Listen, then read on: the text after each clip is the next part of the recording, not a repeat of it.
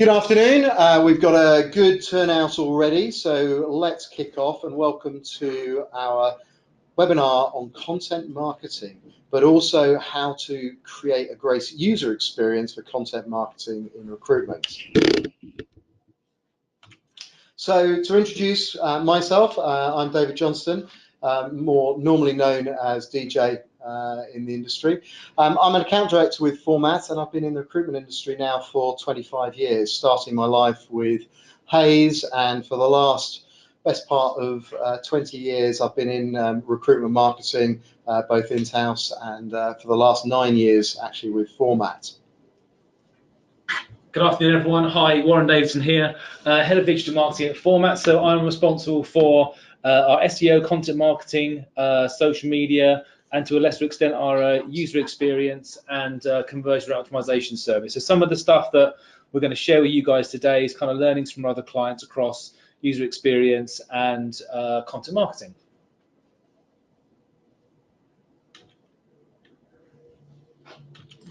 So what we're going to talk about today is effectively the evolution of content marketing, how it's adapted and changed over the last, well, I mean, the web I see it as in terms of recruitment really started at the end of the 90s, but content marketing has really been something that we've been tuned in probably about for the last 10 years. So we're going to talk about what makes great content and in terms of what makes that content even better, so the good and the great.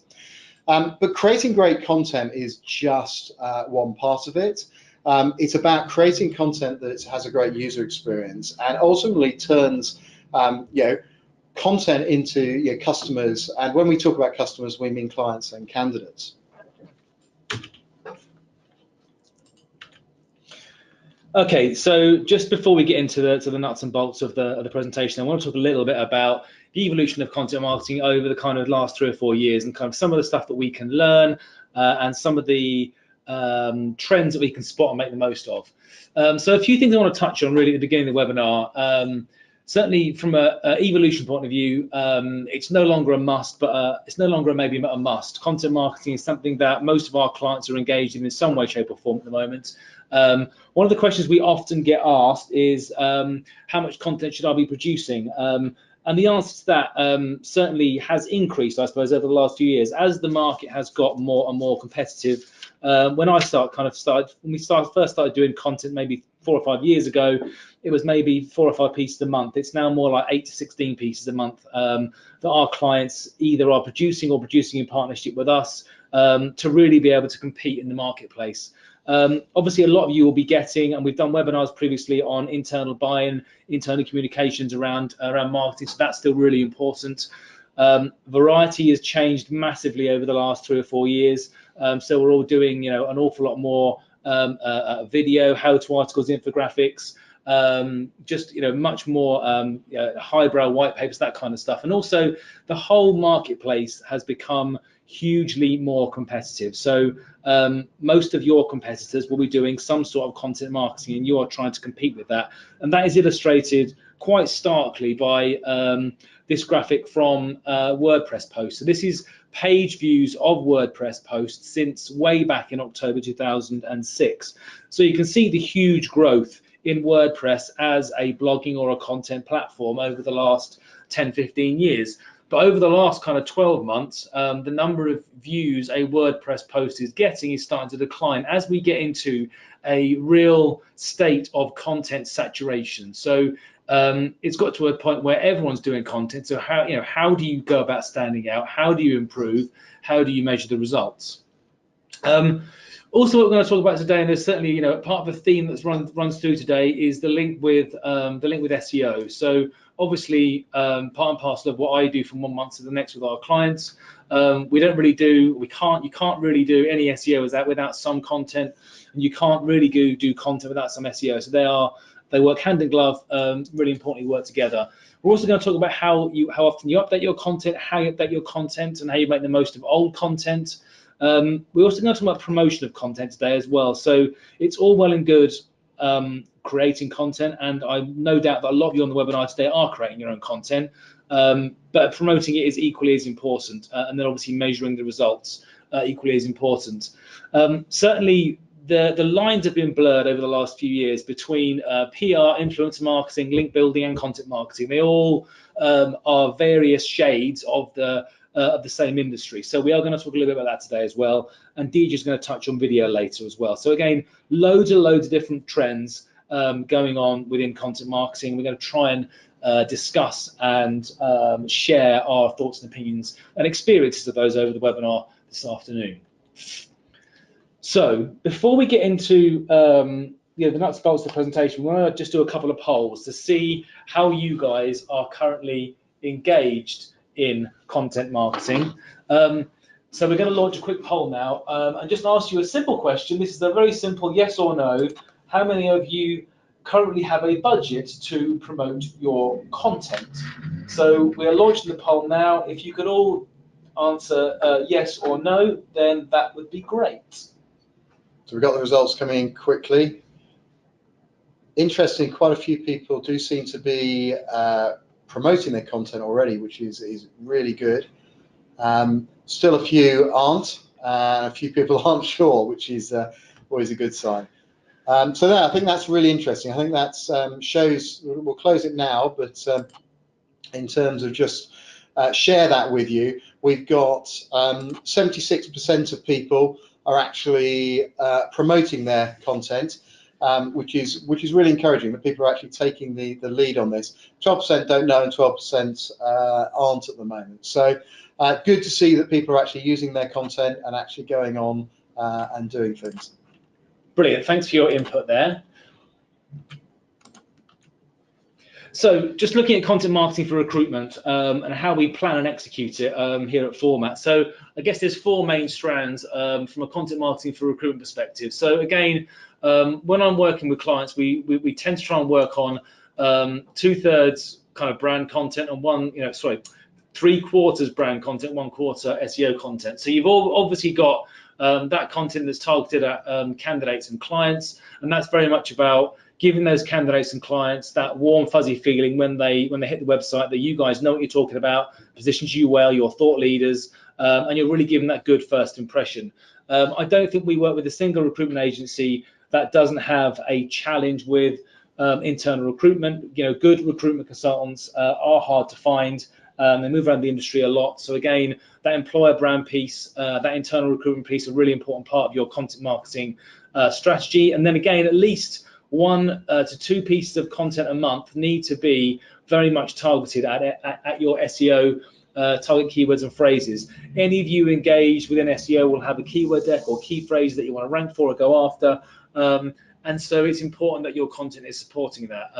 Again, really good way to improve your rankings is by sending obviously traffic and links into a particular piece of content. So a critical part of your ongoing strategy. And we're going to talk about optimizing old content as well. Again, a lot of companies, a lot of recruitment agencies, they'll create a new piece of content and then they'll post it to social. They'll create another piece of content and post it to social.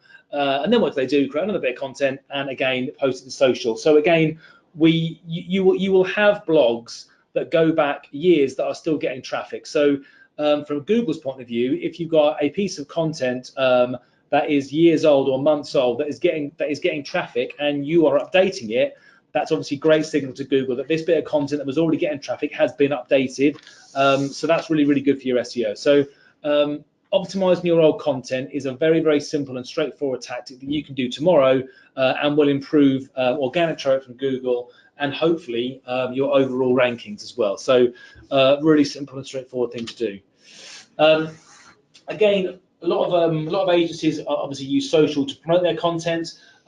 Certainly from my point of view, over the last 3 or 4 years, well, not the last 3 or 4 years, the last kind of more 10 years, so Facebook, LinkedIn and Twitter obviously have been introducing more and more paid activity. And as a result of that, as a result of some of the high competition within the industry, some of the algorithm changes that really is pushing advertisers and publishers to spend more money with them is causing more and more people to get less and less traffic from social. So this is from Search Engine Journal, a poll that they did with their own Twitter community. So again, compared to this time last year, is your traffic from Facebook higher than it was last year, about the same, somewhat lower, or much lower. And again, you can see there that kind of over 2/3 are experiencing less traffic from Facebook. And if sites like BuzzFeed, Huffington Post, and Mashable are struggling for Facebook traffic, then it's going to be even harder for the likes of the recruitment industry to compete as well. So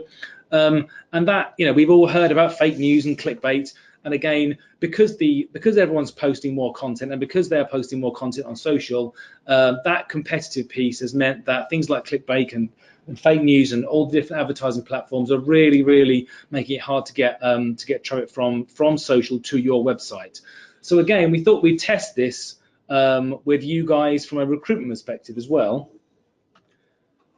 And just to run another quick poll. So again, this is purely for our own interest, really. Compared to this time last year, is your website getting more or less traffic from Facebook? So again, same answers as the search engine land poll. Higher, about the same, somewhat lower, much lower, or there's a kind of a catch-all there. Some of you may not be even used or engaged in Facebook. So it'll be interesting to find out how that is working. So this is really interesting. Say about 1/3 of people aren't actually using Facebook, and we've got about 20% of people are actually seeing higher. So that's really interesting. It'll be interesting to see whether that is because people are doing more, or actually it's a case of they're just getting a little bit smarter. So just going to share the results here with you. So I think that the 1/3 of people that aren't using Facebook, just one thing to share is a lot of people say that Facebook doesn't work in recruitment. Actually, Facebook is a hugely powerful medium, certainly for generating interest and employer brand for internal recruitment, for talent attraction. And actually, you'll be surprised that actually with some of our clients, Facebook is a more active channel in terms of they're getting more applications that come via Facebook than they do from LinkedIn, which I think may surprise people. So we'll just hide that poll and move on to talk about things in a little bit more. Cool. Great. Okay, so we've talked a little bit about SEO already, and I'm just going to dive a little bit deeper into it. How content is linked with SEO and vice versa. Obviously, they work hand in glove together. Can have a huge influence on the results of each medium. So from our point of view, and from a kind of a website point of view, we have what we term kind of the content triangle. So the content triangle is obviously your jobs, your knowledge center, which is essentially your blogs. So again, on the sites that we produce, you've kind of got the content split up into white papers, blogs, videos, infographics. Again, it's very important to categorize your content as best you can and tag it up as best you can as well. Again, good for user experience and for SEO. And then obviously you've got your recruitment consultants as well. So that's really our content pyramid. And the reason why we call it kind of the content pyramid, or the reason why we have it, is that these are the 3 parts of the website that change most regularly and most often. And that's why from Google's point of view, it's these are the richest part of the website. Obviously your jobs you're updating every day. Hopefully your blog or your knowledge center is being updated every week or a couple of times a week. And obviously your recruitment consultants, obviously there'll be a bit of churn in the industry in terms of consultants moving, but it's important that you try and tag your recruitment consultants to relevant content such as jobs and blogs. So again, it's that content pyramid, which is really what everything's based on. Here's a kind of a good tip from an SEO and content point of view. This is TDM Construction Recruiter down southwest of London. One of the things that they've done is actually pull in the most recent blogs, or in some instances some selected blogs that they believe are going to help with their SEO. So again, things like top 10 CV tips, top 10 interview tips. You've got psychometric tests and reasons to change jobs. So one really for clients there.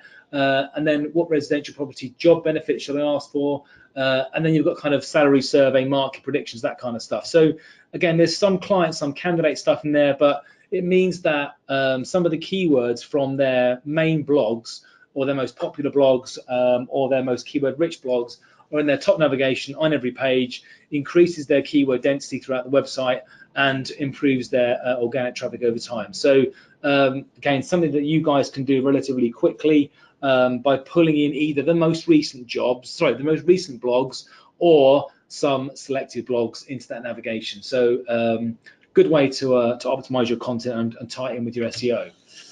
But if we're looking at SEO and content as working together, then there really are 7 different types of content that dominate the SEO results. So the top one there is really answers to questions. So Google is all about providing relevant results, as we all know. So the 5 W's, who, what, why, when, where, if you can answer some of those questions within your industry, then you should be able to rank for those terms quite quickly. So who's the best company to work for?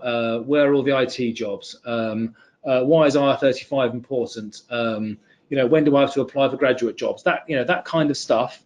Answering questions, really important, and certainly rank better in Google results than some of the slightly more convoluted blog titles that we see from time to time. How-tos and instructions, again, for clients and candidates. Within your businesses, you'll be full of recruitment consultants that have great knowledge on the industry. So how to interview an IT director, how to write a great CV for a Java developer, that kind of stuff. You can give that advice and tips to your clients and to your candidates. We all have different acronyms within our industries that we use. So again, different definitions for complex terms. Things like comparisons and price cost breakdowns are a bit more e-commerce. But best list, absolutely something that we can capitalize in recruitment as well. So again, best companies to work for, best part of the country to work in, lots of things. So when candidates, clients are typing results or queries into Google, it often is a question, which is why the best lists and the who, what, why, when, where, why. You might have heard we're having a storm here in London. Thunder in London are really important to do, and obviously frequently asked questions. So just to give you an example, this is actually a blog that I wrote on Indeed organic traffic being removed in January this year in the US. This was something that we posted in November last year, and it's now appearing as what we call a rich snippet at the top of the page here. So again, this is kind of the 0 position in Google results. So that first result there, the format website Indeed removes organic traffic, that's position 1. And where possible, we want to get some 0 results for our content, and we do that by answering questions. So when is Indeed Organic turned off? And again, you've got the first result there. When you click on the blog, it goes through obviously the format website. So this was, as I say, a piece we wrote back in November. So again, answering simple questions like this, we can get some quite good results in Google. Another good example, to be a complete megalomaniac, who is head of digital at Format? So again, it's an easy question that I know there's only one answer to, so it's a good way of showing to you guys how we can get a rich snippet quite easily within Format. And we all know that everybody Googles their names. Well, I do. Unfortunately, David Johnston is also the governor of Ontario, so I tend to have quite a bit of competition. Yeah, okay. So yeah, anyway. So again, a good example of the who's, the whys, and the hows that get you those rich snippet 0 results within Google search results for your content marketing. Moving on to promoting content, again, something that a lot of you are already engaged in, but I guess there's kind of 5 key areas here that we want to talk about. At the top there, you've got your content plan that will have obviously some brand in it, some SEO in it, and that will be being delivered quite regularly. And then you've got your kind of 5 main channels there. So yes, it's going to be posted on social media, but where possible, try and handpick either high value blogs or blogs you take a bit more time over, or things like weighty salary surveys to spend some social promotion on. Again, to get any real reach in social, you've got to spend some money on advertising, unfortunately. But again, handpick the content that you want to promote. Digital advertising, whether it's Google Display Network or programmatic, it can be very cost effective. You don't need to spend thousands and thousands of pounds to get tens of thousands of visitors via Google Display Network or programmatic to your content. So again, a key part of the strategy to get views of your content. Influencer marketing and outreach, again, we'll all have within each of our industries, and certainly within recruitment it's no different, we'll have different influencers.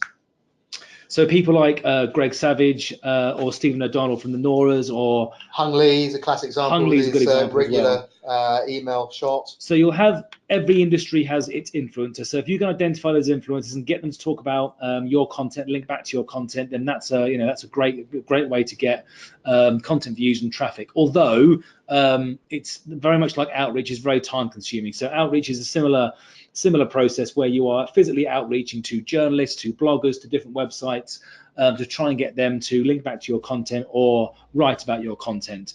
And again, one quite simple thing here to do is if you're engaged in SEO, you can try and find out where your competitors are getting links from.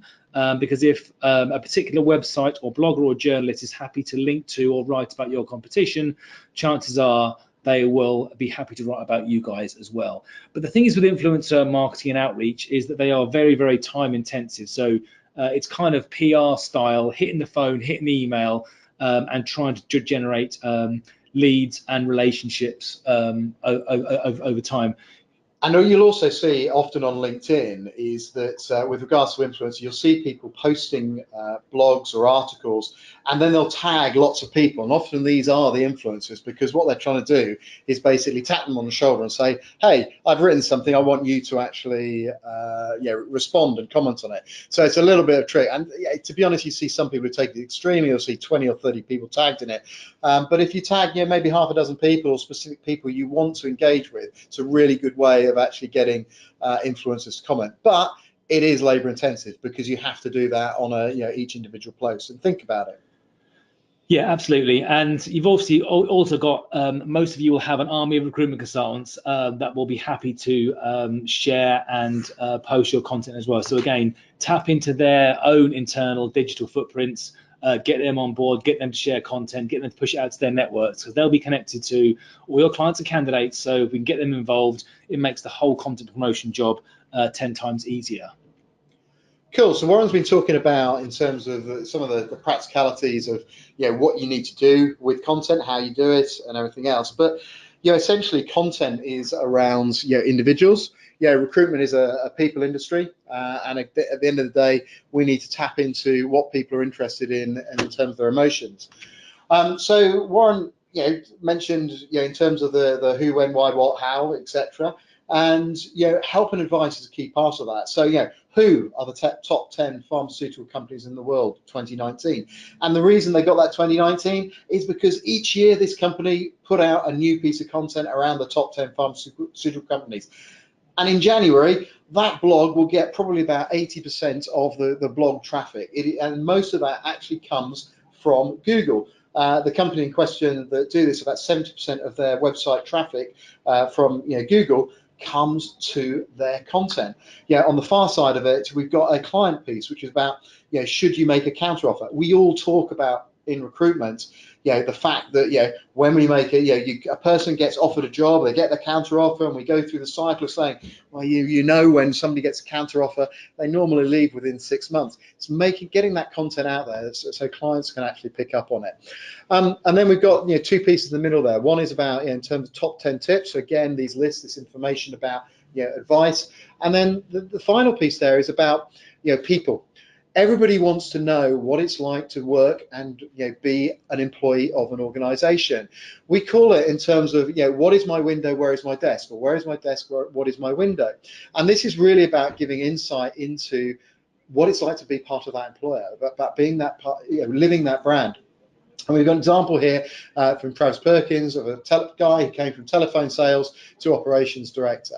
And we know that days in the life type video will get traffic years after that piece was created, because people are looking for information that relates to that. Other things to think about is snackable content. Now, we've probably all viewed videos, we've taken our own videos, we've pushed videos out on our social channels, whether that's LinkedIn, whether that's Facebook, whether that's Twitter. But you cannot underestimate the power of video. And when I talk about video in terms of snackable content, I do not mean the corporate video that has been spent thousands on, has been overproduced, and actually you've got the people doing the sort of like classic on their phone, walking around the office or whatever. This is about content that is authentic. So we've got, first on the left, we've got BMS Performance promoting a piece of content that's 56 seconds long that talks about why you should be a member of the team, why you should want to join BMS Performance in terms of a recruitment consultant. On the far right, we have another recruiter. Some of you may know Peter Jones. He owns a recruitment business down on the south coast, specialising in the kitchens, bathrooms, and bedrooms sector. He produces literally content. He's a real advocate of videos, and every day will literally post a piece of video, and whether that is what he's doing that day, a bit about the business, or in terms of insight into some of the clients he's working with, or a candidate that they've successfully posted. So yeah, it's something that's really easy to post and will get you about 7 to 8, maybe even 10 times the amount of views that just a written piece of content is actually going to get. So don't underestimate the power of just a simple iPhone video. It's not just about creating content though. You've got to make it really easy for somebody to use throughout the website. So there's some key essential things that you need to actually do. So thinking back to what Warren was mentioning about the content triangle, so jobs, content, and people. So in terms of when you're actually posting a blog, the author is really, really important. It gives visibility to that individual, just as Warren was talking about in terms of with the Indeed article. This piece of content in terms of opportunity and challenge in the pharmaceutical industry gives promotion to the person who's actually posted that blog. So whether that's a recruiter, member of your business, and don't necessarily just focus on your recruiter. Don't underestimate, again, the power of your people within your recruitment business. It shows depth, it shows that you are more than just a recruitment agency. You are a consultancy, and you're actually working with your clients. In terms of owning your recruitment profile, we've got an example here of, rather than having just your profile on LinkedIn and LinkedIn owning the journey, use it on your website so that you show jobs that you're working on, show the articles that you've either written or have been ghostwritten in your name. So, everybody will use LinkedIn, but when you're looking at your profile on LinkedIn, it's also suggesting other people. They can go elsewhere, you can lose them. Whereas actually, if you channel people back to your profiles on your website using your email signatures rather than LinkedIn, it's a very powerful engagement, and it shows everything that you're doing and keeps them on your website. Other key features to think about are very much in line with e-retail. I mean, we make no apology for the fact that we take a lead from e-retail. At the end of the day, retail, and if you think Amazon, creating that Amazon effect is all about relevant content. So if I'm on Amazon, I'm looking at a Sony TV, it's suggesting that people looked at this, also looked at a Samsung TV, or people also bought a Blu-ray player, or they bought an AV, or actually they just bought a set of HDMI cables. But it's about putting all of that relevant content together. So when you're looking at finance blogs, you're targeted with latest other relevant blogs in the finance sector, and you're targeted with latest opportunities in finance. So there's no point putting HR content together with Java developers. It's highly unlikely that an HR individual, an HR manager, and a business partner is suddenly going to say, actually, I'm really interested in becoming a Java developer. It makes no sense whatsoever. So make it relevant. And this, again, as you see, you've got the authors on the actual tiles here. So again, promoting content, jobs, and people. So it's coming back to that content pyramid or content triangle, however you want to think about it. Another example is showing credibility. So here we've got on Aspire, client we've worked with for a long time. It's about showing a client, so about their application process, think about it. Now, any of you've tried to apply to a job on a corporate career site that isn't a format client, you'll have seen that it's horrible. Invariably, you'll end up in Taleo or SuccessFactors, and you'll need to log in to apply. So what they've done is put a great piece on application process, but alongside that, they are showing their experience and credibility in supporting candidates. So talking about benefits of having career mentors, 3 steps to finding that job match. It's again showing that as a recruitment business, you actually care and want to provide support and help to your audience, whether that is your clients or whether that is candidates. So there's some of the basics. You can do this quite simply, but it's in terms of how do you then go from good to great. And again, let's think about what retail do really well. So Apple launch a new iPhone, and you'll probably see that various companies have landing pages, campaign landing pages that talk all about the iPhone, the benefits of it, the features, how it's going to make you a better person. Actually, it'll probably cost you a fortune, but you're forgetting that because you're engaging with them through a content page. So we can do this with campaign pages, and so, whether our employers, so we work with employers and recruitment consultancies, a lot of the time I spend is working with both, which gives a really good insight into how companies are actually using content to engage with candidates. And then ultimately, these are your clients, and you can do this on behalf of your candidates. So, for example, we've got here, Vodafone Big Data. They want to move away from being seen as a telecoms company and actually about, the data and the analytics, as data scientists. So it's giving insight into all the activity they do around big data, whether that's customer experience, whether that's fraud management, whether that's convergence, or actually what's coming down the line. It's then providing multiple opportunities for somebody to connect. So using quick forms that they can build in a tracks, you can very quickly create capture. So in terms of whether somebody wants to have a chat, send the CV, or actually go through and actually view individual vacancies. Again, capturing not just about capturing information, it's giving insight into what they're doing for youth, the people that are working there, and their testimonials. Whether it's Philippa or whether it's Rolf, it's about why they do what they do for their organisation. So this is Vodafone doing it for themselves, but there's no reason why you can't look at doing this on behalf of your clients, and actually gives you something that is going to actually set you apart from your competition and what they can offer. And ultimately, you want to bring them back to relevant jobs. So click through to find out all the big data jobs, and ultimately try and turn that person into a converted applicant. Now, recruitment businesses can do exactly the same. So Harnham have created marketing analyst jobs as a landing page. It's great for SEO because it collates all of the marketing analyst jobs and information together. It allows them to showcase what they do and talk about what they do in the business and the insights they produce. It also gives them a call to action. So the people behind that team, they can click on the link. I'm opening a new window here, and immediately you can start actually finding out more information about the people that are the experts around UK marketing insights. I continue scrolling down the page, and as you can see, I'm bringing together content and jobs, get them, tap them on the shoulder, and ultimately blogs. So it's all about that relevant content and about moving them around the site and giving them an opportunity to convert.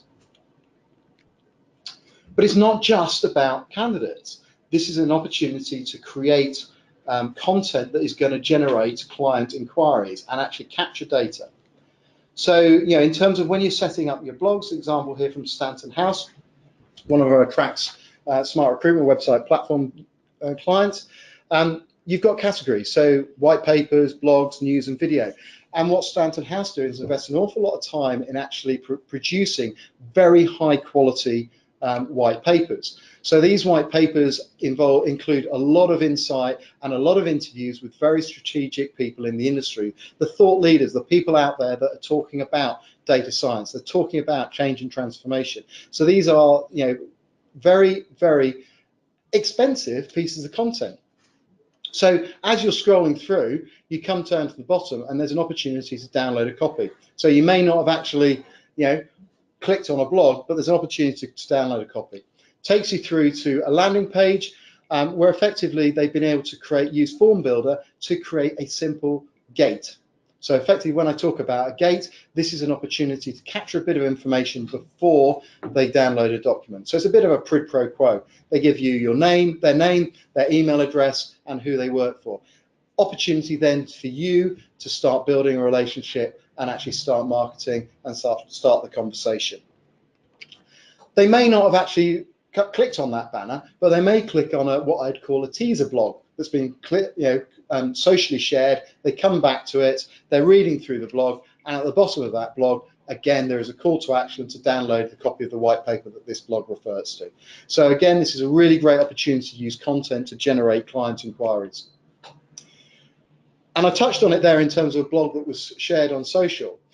People often ask me, how do we use social properly in terms of recruitment? We're just posting jobs, we're using the broad bean standard, help, I'm recruiting, please click on this article and this blog, this job and apply for it. It's a bit staid, it's a bit hackneyed, it's been around for an awful long time. Content is what engages. Getting great content is something that you can actually, once you've generated, it gives you something to share. You use this in different ways. So you can use you can basically use your social channels to basically share content that is other people's, and basically provide insight at a place of destination where people can find out information that is relevant to their industry, and every now and again you drop in a job.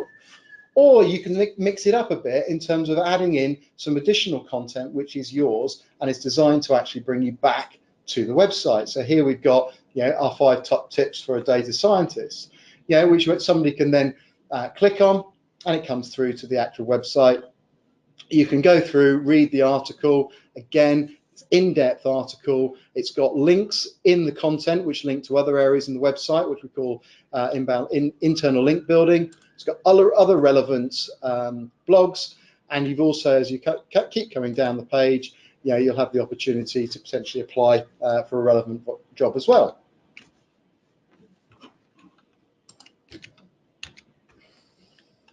So finally, one thing we know is that when people land on a blog, they'll read the blog and then they'll leave. They may spend a couple of minutes on the website, but if it's what they want, they'll then leave.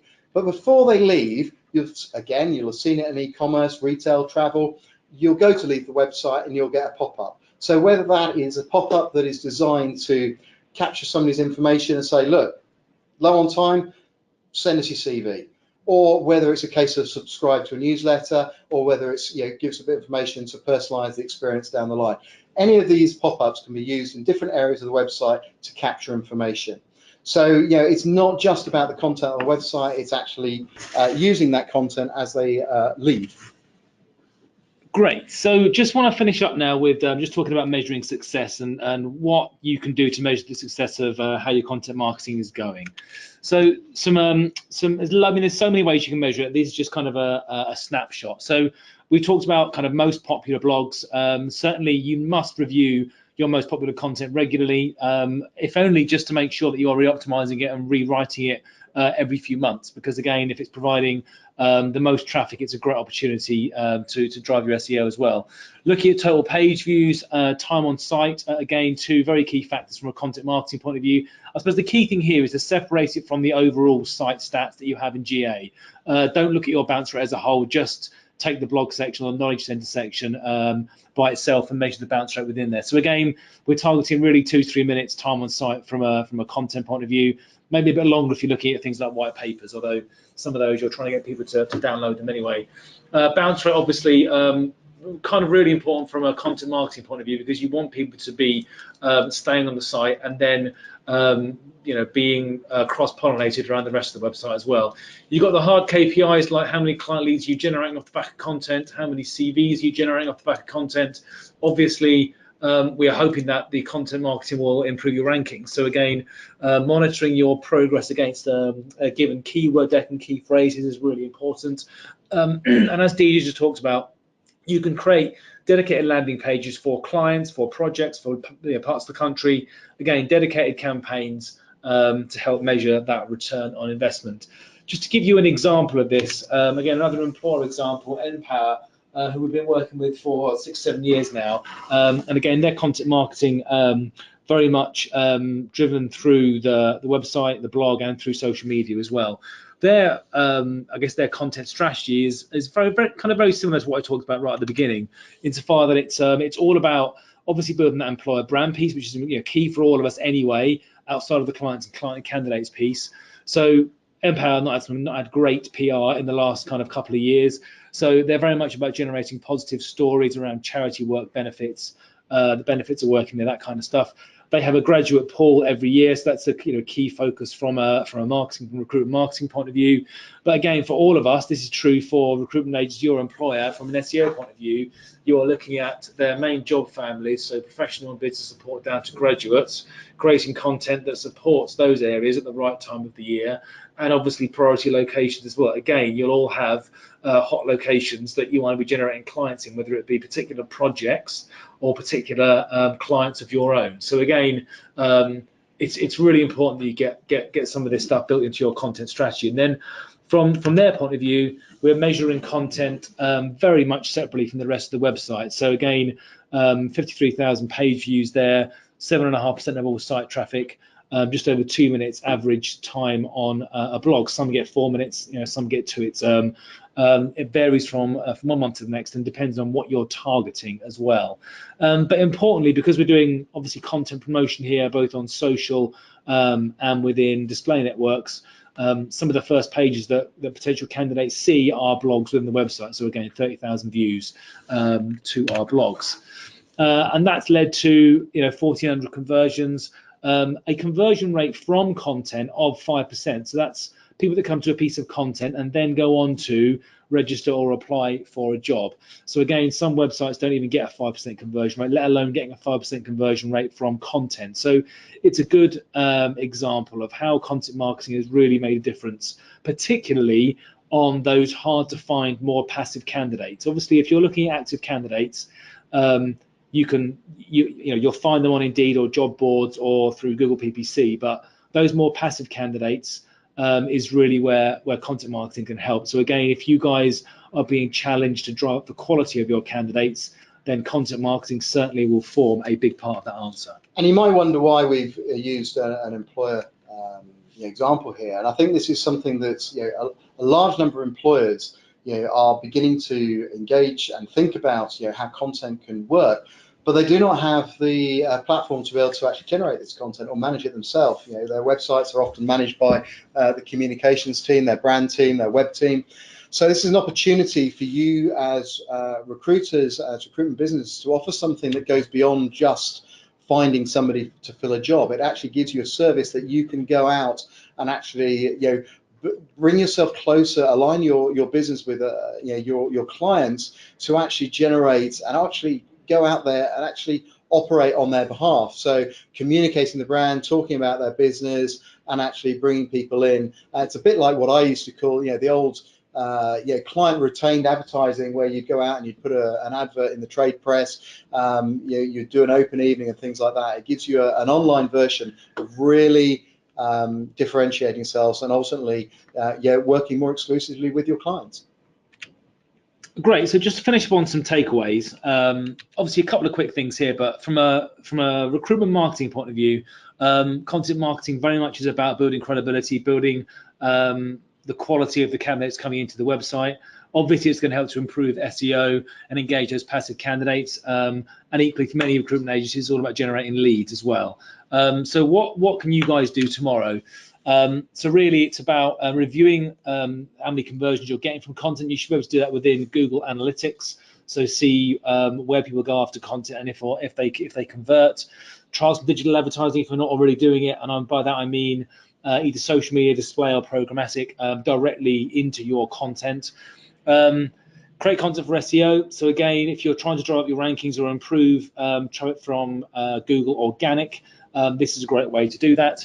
And again, you'll all have pieces of content that you are really proud of or are really weighty, and selecting those gated pieces of content and putting them behind a inquiry wall is a great way to generate client leads. So there's some stuff there that you can kind of do straight away. So I hope that's been interesting and useful for you. So what we'd like to do is, there's two things. What we'd like is really, we've run a series of content webinars over the months in terms of, but what we'd like to know is what you'd like to hear about, what you'd like us to talk about.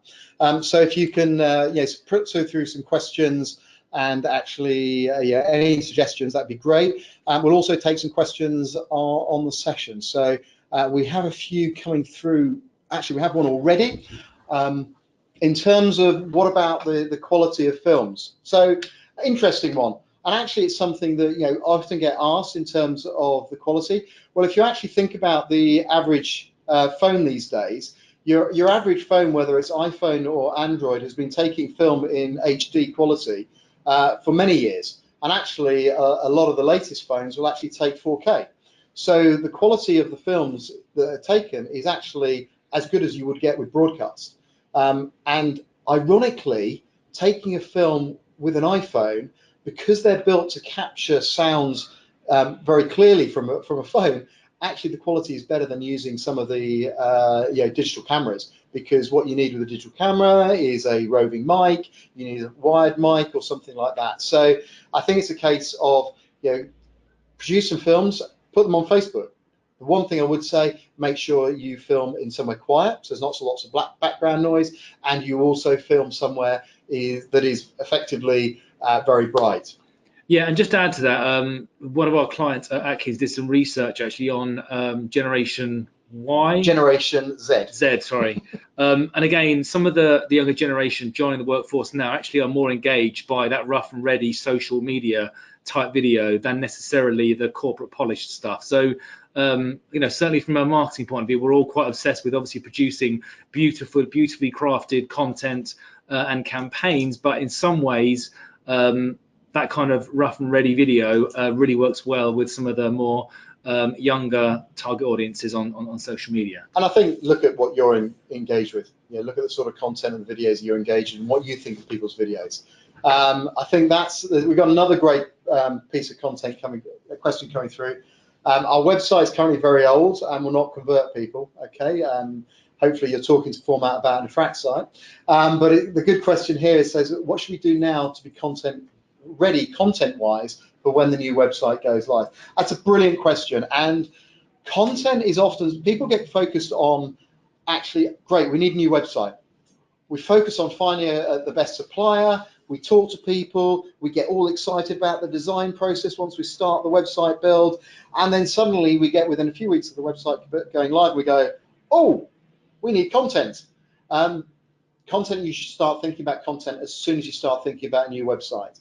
You need to review the content you've got on your own website, and in terms of what I would call the brochure content, so in terms of the content that is fairly evergreen, it's going to be there for a while, and looking at how that is rewritten. If you haven't, make sure you get Google Analytics plugged in so you can see what content people view. And then it's a case of starting to actually write content. So again, if you're right at the beginning, I would say, and you really want to, you're not quite sure what your target audience, and when I say target audience, I mean clients and candidates want, hey, maybe do a little bit of research, do a bit of a survey, send out information to, send out a survey and say, what is the burning questions you need answering? And that gives you what I'd call your immediate blog content. And don't try and publish all of your blog content in one go.